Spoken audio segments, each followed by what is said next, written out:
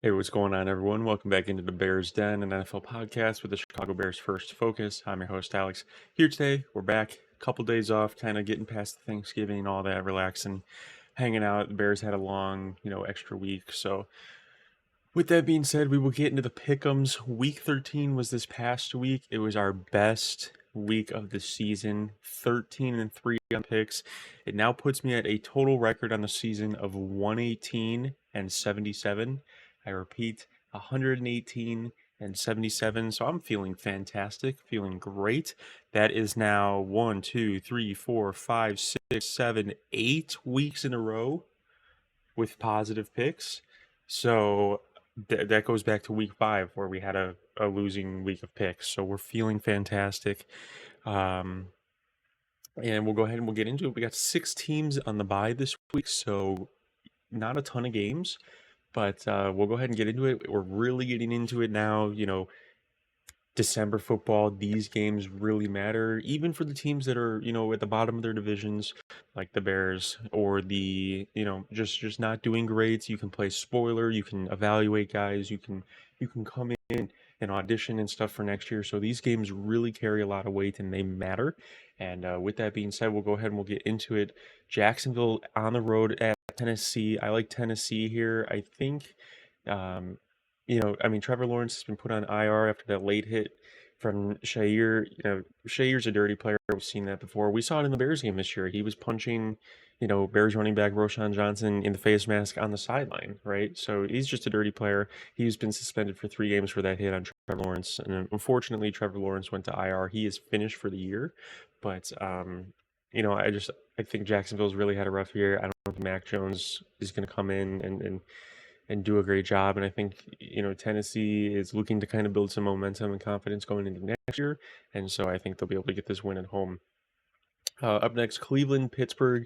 I like Pittsburgh here. I know Cleveland beat them already. There's always that one trap game a year for the Steelers. And that was Cleveland a couple weeks ago in the snow. And, Cleveland got it done. But Pittsburgh should be back on track. They're coming off a huge win this past week. Russell Wilson had a fantastic game, and they're really ramping up. They're fighting and pushing for the 1 seed, and I think that this should be a win that they should be able to get at home for sure. Jets Dolphins. This one's easy. Give me the Jets at home. If this was in New York, I would maybe pick the Jets just because of the weather.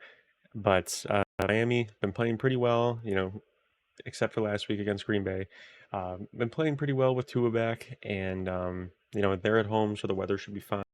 Aaron Rodgers and the Jets are cooked; they've looked terrible, and really curious to see kind of what happens with the Jets. They're going to have really the loudest and busiest offseason, I think, and it'll be interesting to see there. But Miami should get this at home. Miami really needs this one if they're trying to sneak into the playoffs. They need this one, and they need some help from some other teams, but it starts with them winning their own games first.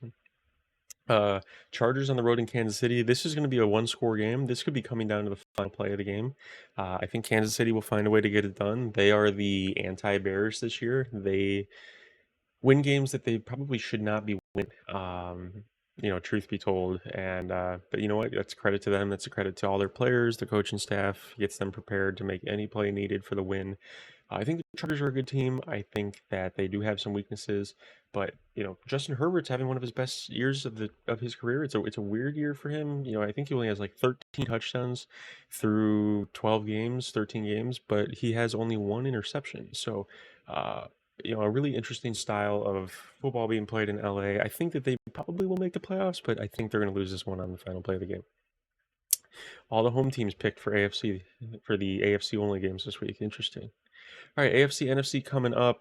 Tampa over the Raiders. That's that one there. I don't like Aiden O'Connell that much. I don't think he's very good, unfortunately. And I just think Tampa needs this one. They're fighting for the division. Falcons have been struggling the past few weeks, so the door is open. And I think that they need this one. You can't drop a game to the Raiders like this, or it'll end your season. And they just need it. Baker's been playing well all season. It's going to be huge for Tampa Bay. Baltimore on the road in LA. I like or not Baltimore, excuse me, Buffalo. I like Buffalo here. Uh, Buffalo's fighting for the 1 seed. The Rams really need this one for the playoffs, but I just think the teams are too mismatched. Uh, Coaching's fairly even, at this point in the career with the guys, and I just think Josh Allen's the best quarterback in the league right now. He's been playing the best football all year, and they look like a very, very strong team. They took care of San Francisco last week in brutal weather, brutal snow. So I think that, inside a dome, it should be a light show for the Bills. They should be able to get it done. Cincinnati and Dallas. I like Cincinnati here. I think Dallas is interesting with Cooper Rush. You never know each week what you could get with them. They could pull it off. They could also look like the worst team in the league. So it's just kind of, in and out. Mike McCarthy needs it for his job, but I just think Cincy wants to build some momentum. This isn't the year that they wanted to have, and they want to try and build some momentum, save some face, so that next year they can kind of, you know, get off on the right foot. So I think Cincy on the road will get it done here, but that's probably gonna be a close game. Tonight's game, I think tonight's game. Today's Thursday, right? That's why I'm recording. Yeah, today's Thursday. Green Bay on the road in Detroit. Give me Detroit. Detroit is just the better team. Detroit is the more physical team. Detroit wants this more. I firmly believe that. I think that Detroit has owned Green Bay over the past couple years, and I don't think Green Bay is as good as their record says. I think they're a good team. They deserve to be in the playoffs, but I don't think they are as good of a nine win team as, say, a team like uh, we will say Baltimore, right? They're 8 wins, but they're close enough. Or Houston, I think those teams are better. But yeah, I think Detroit at home will be able to dominate. This should be not as close as the Lions game was against the Bears last week. Minnesota, Atlanta. I think we're gonna get a Minnesota win here, and I think Michael Penix is gonna make a sighting. And there's been reports the leash is very short with Kirk Cousins. Hasn't been playing well. Has been struggling with the injuries he's had, and hasn't been moving well. Has had a bunch of picks the last couple weeks. The leash is short. They need this game because Tampa is right there with them. I think we're going to see Penix. I think Penix will play well when he comes in, but the hole will be too deep for this game, and they won't be able to dig themselves out. But Minnesota will get this game done at home and stay right under Detroit for that NFC North race. Giants Saints. I like the Giants here. I think it's. I don't have much to say about this game. I just think the Giants are due for a win. I think Drew Lock will be decent in this game, and that's pretty much all I have to say about that one. Panthers Eagles. There's a part of me that has this feeling that Carolina might pull this off, which would be an insane upset. But I'm going to go with Philly here. Philly's looking like one of the best teams in the league. And Saquon Barkley is the MVP of the league this year, in my opinion. Tired of it being a quarterback award. The guy's having one of the best seasons ever for a running back, and really kind of transformed this team. Because remember, last year, Philly was terrible. The second half of the season. Huge losing streak, completely flat, got blown up in the playoffs. He has completely changed his team around. He has saved Nick Sirianni's job, and they look really, really solid. So I think they'll be able to get it done. But I think this game's going to be closer than people think. Seattle and Arizona. I like Seattle here on the road. A big NFC West game. All these NFC West teams need their games, right? It's all really close.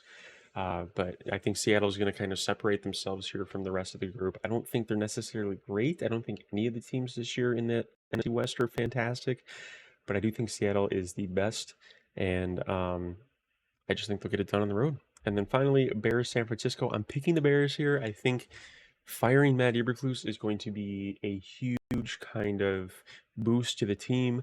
I think that they're going to come out, they're going to want to play for Thomas Brown. The offense is going to look great. Caleb's going to get to play a comfortable game. I think the defense is going to be ignited.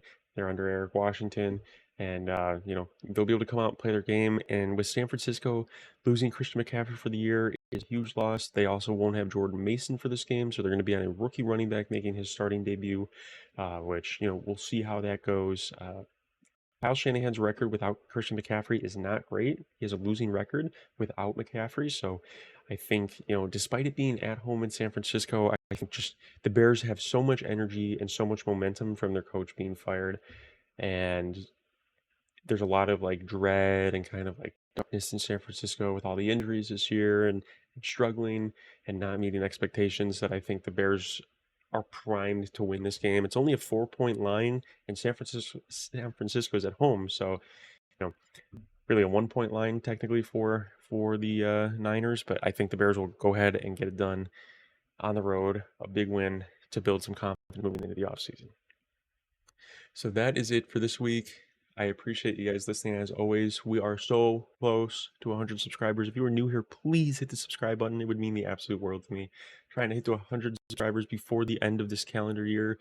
I know we can do it. And as always, I appreciate you guys listening. I will see you tomorrow for the Bears Niners preview video. Bear down as always. Have a good one. We'll see you tomorrow. Peace.